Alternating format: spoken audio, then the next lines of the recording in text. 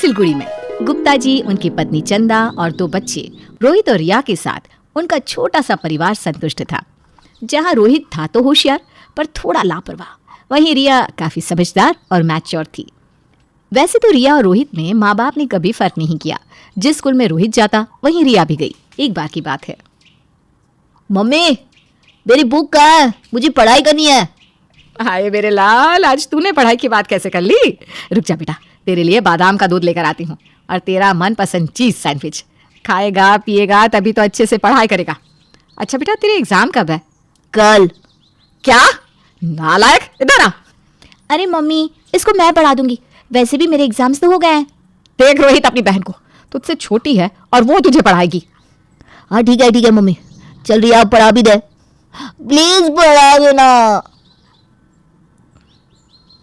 समय के साथ दोनों बड़े हो जाते हैं। रोहित एक कंपनी में जॉब करने लगता है और उसकी शादी मीता से हो जाती है। वहीं रिया के कॉलेज का आखिरी सेमेस्टर चल रहा था। इस सब के बीच में एक दिन कॉलेज में, यार तूने कैंपस प्लेसमेंट में इनरोल किया है क्या? ना, तुझे तो पता है भाई और पापा तो मेरे पीछे ही पड़ गए कि मेरी शादी करवा दे, तो मैंने ना अप्लाई नहीं किया। अरे ये कैसी बात हुई? खैर, मेरे पापा तो मुझे पक्का जॉब करने देंगे।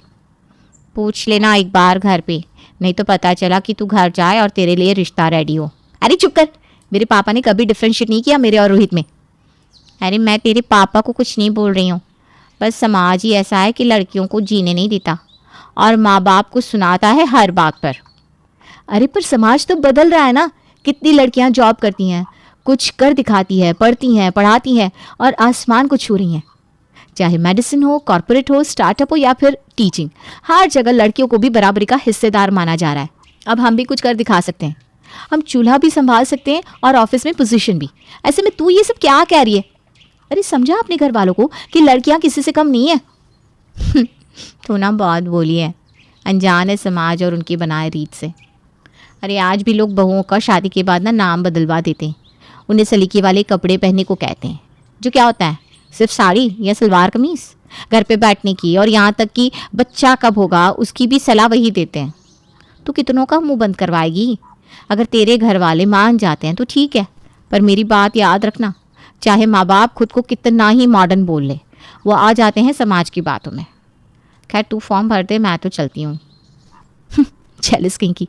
मेरे पापा तो कभी कुछ नहीं बोलेंगे, उन्होंने कभी किसी चीज़ के लिए नहीं रोका। मुझे रोहित वाले स्कूल में और रोहित वाले कॉलेज में पढ़ाया, तो भला अब क्यों करेंगे वो कोई भेदभाव? इधर रिया कॉलेज से वापस घर जाती है तो देखती है कि उसकी भाभी मीता उसका रूम ठीक कर रही थी। भाभी, व्हाट नॉनसेंस, क्या कर रही हो आप? मेरी बुक्स को हाथ क्यों लगाया आपने? अरे दीदी मैं तो बस। क्या मैं तो बस? हाँ, गेट आउट। मेरी सारी सेटिंग खराब कर दी, कमार कहीं की। ये बात मीता सुन लेती है और उसकी आंखों में आंसू आ जाते हैं, पर वो कुछ नहीं कहती। अगले दिन खाने की टेबल पर, पापा मेरे कॉलेज कैंपस में प्लेसमेंट चल रही है और जल्दी मेरी भी प्लेसमेंट हो जाएगी, फिर आप आराम से रिटायरमेंट ले लेना। भैया और मैं इस घर को संभालेंगे। अरे क्या बोली जा रही हो रिया? और तुम्हें किसने बोला है जॉब करने के लिए? मैं कुछ समझी नहीं पापा। देखो रिया, मैंने और तुम्हारी मम्मी ने कभी फ़र्क नहीं किया तुम में और रोहित में। इनफैक्ट तुम रोहित से ज़्यादा तेज़ हो, ये हम सब मानते हैं। पर बेटा जॉब वॉब का सपना तुम छोड़ दो। ये जॉब में ना बेटा बहुत स्ट्रेस होता है, बॉस की चिक चिक में ही आधी ज़िंदगी निकल जाती है। और बेटा हम लोगों ने एक फ़ैसला लिया है, हमने सोचा है कि तुम्हारी शादी अब जल्द से जल्द करवा देंगे। हमने तो कुछ लड़के देखने शुरू भी कर दिए हैं। अब बस एक अच्छे परिवार में तुम्हें जाता देख मैं रिटायरमेंट ले लूँगा। ये सुनकर तो मानो रिया के पैरों तले ज़मीन खिसक गई। पहले 2 मिनट तक तो वो एकदम शांत थी, पर फिर वो बोली, आपने मेरी ज़िंदगी का इतना बड़ा फैसला ले लिया और मुझे पूछना भी ज़रूरी नहीं समझा कि भेदभाव क्यों? पापा, मैंने आज तक कभी किचन का काम नहीं सीखा क्योंकि मैं हमेशा पढ़ाई करती रहती थी और इसका सिला ये दिया आपने मुझे। पापा बेटा हर लड़की को ना एक दिन ससुराल जाना ही होता है, और ज़्यादातर ससुराल ऐसे होते हैं जहाँ वो उम्मीद करते हैं कि उनकी बहू घर संभाले, बच्चों को देखे, परिवार की ज़रूरतों का ध्यान रखे। अब अपनी भाभी को ही देख लो, कैसे सबका ध्यान रखती है, घर में तुम्हारी माँ का हाथ बटाती है। पर बाबूजी, अरे इनसे मेरी क्या तुलना कर रहे हो पापा? ये गंवार को वैसे भी आता क्या है? ये तो है ही इसी के लायक कि वो घर के काम करे। आप इनकी तुलना मुझसे क्यों कर रहे हो? ये जरूर आप ही की कोई चाल है ना? खुद तो कुछ कर नहीं सकती तो मुझे भी अपना जैसा बनाना चाहती हो। जबान संभाल कर बात करो रिया। तुम्हारी हिम्मत कैसे हुई इस तरह बात करने की अपनी भाभी के साथ? माफी मांगो। माँ तुम तो समझाओ पापा को। रोहित भाई तूने भी कुछ नहीं कहा पापा को, एक बार समझाने की कोशिश नहीं की। अरे तेरे लिए तो क्या कुछ नहीं किया मैंने, तुझे पढ़ाने वाली तो मैं ही होती थी। चुप क्यों है, बोल ना। भाभी नहीं बोला होगा ना चुप रहने को, जा रही हूँ मैं अपने कमरे में। मीता कुछ बोलने जा रही थी कि तभी रोहित उसका हाथ पकड़कर चुप रहने का इशारा करता है। आपने क्यों रोका मुझे? मैं दीदी को समझाती, उनका भला चाहती हूँ मैं। मीता, रिया गुस्से में थी और तुम्हारी बात अभी वो नहीं समझती। उसे थोड़े दिन छोड़ दो, वो अपने आप समझेगी सब कुछ। अभी वो हम में से किसी की बात नहीं सुनेगी। अगली सुबह जब सब ऑफिस जाने की तैयारी कर रहे थे और रिया फॉर्मल्स पहनकर बाहर आती है। ये फॉर्मल्स कब के लिए? ये पहनकर कहाँ जा रही हो रिया? जॉब इंटरव्यू है इसलिए। रिया, कल की बात तुम भूल गई क्या? नहीं मतलब नहीं। पर पापा। बाहर में जाए तुम्हारा जॉब। अब तो तुम एग्जाम्स भी नहीं दोगी। अभी से ही शुरू करो, किचन में लेकर जाओ इसे और सिखाओ सब कुछ। पर पापा जी। तुमने मेरी बात सुने बहू? लेकर जाओ। मीता अपनी ननद का हाथ पकड़ने जाती है पर रिया गुस्से से उसके हाथ को झटका कर किचन में चली जाती है। फिर एक बार मीता कहते कहते रह जाती है और अपना सा मुंह लेकर चुपचाप किचन में चली जाती है। अब तो ये रोज़ की बात थी। बहू कुछ भी कर रही होती तो घर वाले रिया को भाभी जैसा बन ये कहते रहते और रिया के मन में और ईर्ष्या की भावना आ जाती। एक दिन, रिया, मेरे लिए एक कप चाय बनाना तो। पापा आप देख नहीं रहे, मैं मोबाइल में कुछ कर रही हूँ। कैसी लड़की है ये? कल को ससुर चाय मांगेंगे तब भी ये बोलेगी क्या? मुझे अपनी बीपी की दवाई के साथ कुछ लेना होता है, जाओ चाय ले आओ। रिया गुस्से में फ़ोन फेंक कर चाय बनाने लगती है। पर आधे घंटे बाद, अरे बेटा जी, अब चाय बनाने गई थी या चाय पत्ती तोड़ने? आधा घंटा अगर चाय बनाने में लगा दोगी तो लंच और डिनर में क्या दोगी? देखो पापा, अब मैं चाय बनाकर ले आई हूँ, चुपचाप पी लीजिए इसे, मुझे नहीं पता कुछ। सूखी चाय? अरे बेटा, भाभी जैसी बन। देख वो साथ में नाश्ता देती है। ये ले आई वो नाश्ता, देख रही है? ऐसे लाते हैं चीजें। तो आप उनसे ही बनवा लिया करो ना फिर। बहू, क्या करूं मैं इसका?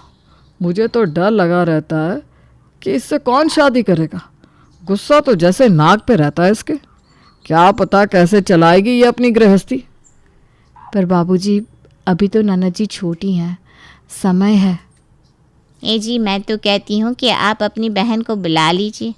अब तो वो इस लड़की को ठीक कर सकती है। जाने किस बात की अकड़ दिखाती रहती है ये। मिस्टर एंड मिसेस गुप्ता की बातें तो चलती रहती है और एक बार फिर मीता अपनी बात नहीं रख पाती। उसी शाम, रिया, आज रात का खाना तू ही बनाएगी और उसके बाद मेरी साड़ी में प्रेस मार देना, भाई की शर्ट का बटन सिल देना और मेरे साथ एम्ब्रॉयडरी का काम सीखना, ठीक है बेटा? माँ ये सब आप क्या कह रही हैं? रोहित, ये ले अपनी शर्ट और खुद से बटन लगा, समझा? रात का खाना मैं जोमेटो से ऑर्डर कर दूंगी। और एम्ब्रॉयडरी सीखकर क्या करूंगी मैं? रुमाल पर बनाऊं क्या एम्ब्रॉयडरी? तौबा, इस लड़की की जुबान तो कैंची की धार से भी तेज है। अरे अपनी भाभी जैसी बन।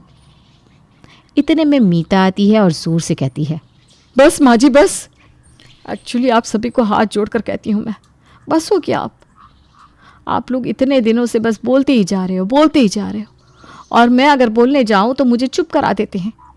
अरे शादी है, ये कोई पिकनिक नहीं है कि सुबह गए और शाम को ही करते हुए लौट आए।